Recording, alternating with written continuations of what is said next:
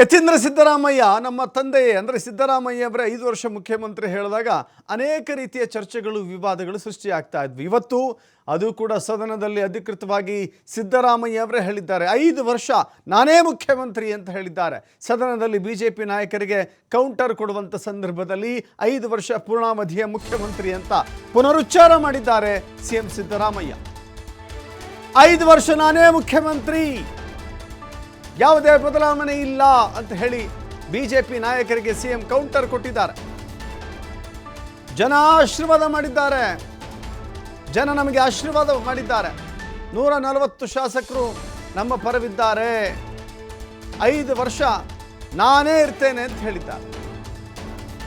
2028ಕ್ಕೂ ಕೂಡ ನಾವೇ ಅಧಿಕಾರಕ್ಕೆ ಬರ್ತೇವೆ, ಮುಂದೆಯೂ ನಿಮಗೆ ಜನ ಅವಕಾಶವನ್ನು ಕೊಡೋದಿಲ್ಲ.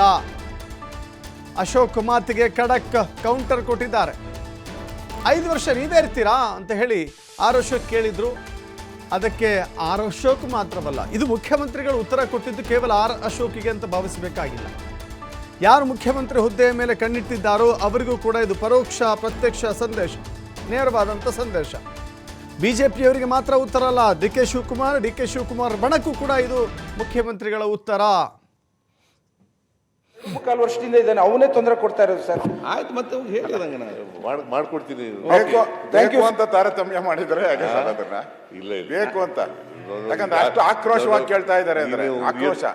ಉರಿಯೋದಕ್ಕೆ ಉಪ್ಪಾಕಕ್ಕೆ ಹೋಗ್ಬೇಡ ನೀನು. ಉರಿತಾಯ್ತು ಹಂಗಾರೆ, ಏನು ಉರಿತಾ ಇದೆ ಗ್ಯಾರಂಟಿ. ನೀವೇ ಉರಿತಾ ಇದೆ ಅಂತ ಗಾದೆ ಅಲ್ಲ, ಉರಿತಾ ಇದೆ. ಅವ್ರ ಪೂಜೆಗಳು ಮಾಡ್ತಾವ್ರ ಸರ್, ಅವರು ಪೂಜೆ ಪುನಸ್ಕಾರ. ಅಧ್ಯಕ್ಷ ಸಿಎಂ ಆಗ್ಬೇಕು ಅಂತ ಹೇಳಿ ಪೂಜೆ ಪುನಸ್ಕಾರ ಎಲ್ಲ ಪುನಸ್ಕಾರ ಮಾಡ್ತಿರೋದು ನನ್ನ ಅಲ್ಲ. ಸಿಎಂ ಉರಿತಾ ಇರೋ ಇದಕ್ಕೆ ತುಪ್ಪ ಇದಾಕ್ಬೇಡ ಅಂತ, ಉರಿತಾ ಇದೆ ಅಂತ ಅರ್ಥ ಆಯ್ತಲ್ಲ. ಜಗಳ ಉರಿತಾ ಇಲ್ಲ, ಗಾದೆ ಅದು.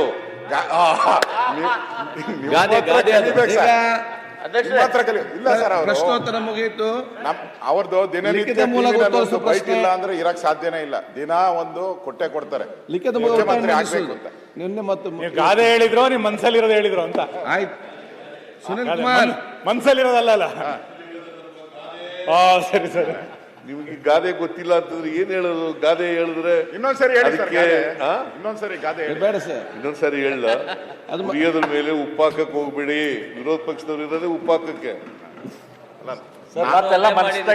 ಹೊರ ಬರ್ತದೆ. ನಾವು ಉಪ್ಪು ಹಾಕಿದ್ರೆ ಪರವಾಗಿಲ್ಲ ಸರ್, ದಿನ ಅವರೇ ಉಪ್ಪು ಹಾಕ್ತಾವ್ರಲ್ಲ.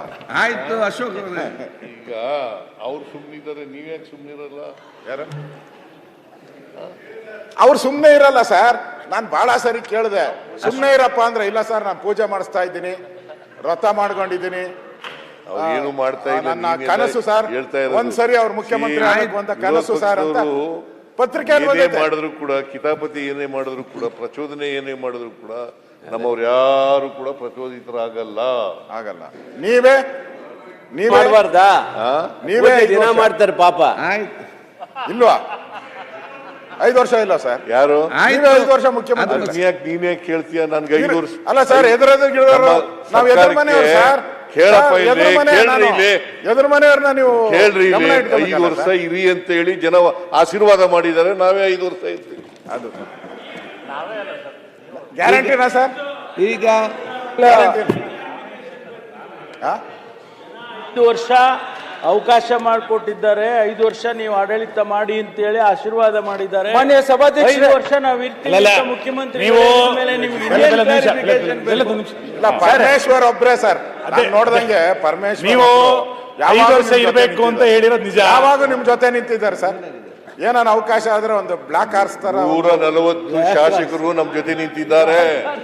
ನೀವು ಇದರಲ್ಲಿ ಉಳಿಯಬೇಡಿ. 140 ಜನ ನಮ್ ಜೊತೆನಲ್ಲಿದ್ದಾರೆ.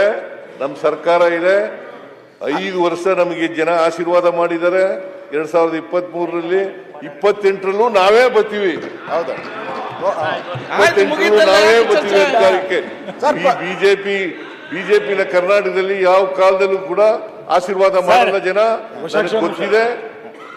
ನಿಮ್ಮ ಮಾತಿನಿಂದ ಮನೆ ಮುಖ್ಯಮಂತ್ರಿಗಳೇ, ನಿಮ್ಮ ಮಾತಿನಿಂದ ಬಹಳ ಬೇಜಾರಾಯ್ತು. ನಿಮ್ಮನ್ನ ಬರೋಣ ಅಂತ ಆಸೆ ಪಡ್ತಾ ಇದ್ರು. ನೀವು ಈಗ 2 ಸಾರಿ ಅಧಿಕಾರ ಮಾಡಿ, 2 ಸಾರಿ ಅಧಿಕಾರ ಮಾಡಿದ್ದೀರಿ. ಯಾವತ್ತಾರು ಜನರ ಆಶೀರ್ವಾದ ಪಡ್ಕ ಬಂದಿದ್ದೀರ ನೀವು?